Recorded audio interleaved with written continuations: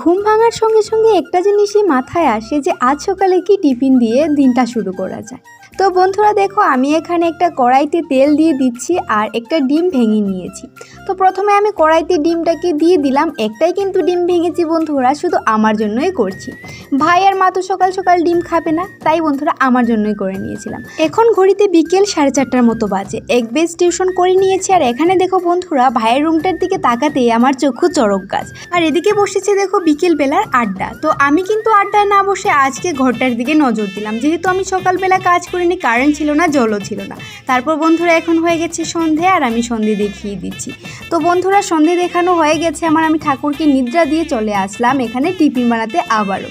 তো আজ বানাবো নতুন একটা রেসিপি, চিড়ের কাটলেট। তো কাটলেট শেপ হয়নি জানি বন্ধুরা, তবুও কিন্তু আমি তৈরি করে নিচ্ছি। তো আজকের মিনি ব্লগটা কেমন লাগলো প্লিজ কমেন্টের মাধ্যমে জানাতে ভুলো না। ভালো লাগলে লাইক, কমেন্ট, সাবস্ক্রাইব করে পাশে থেকো। বাই।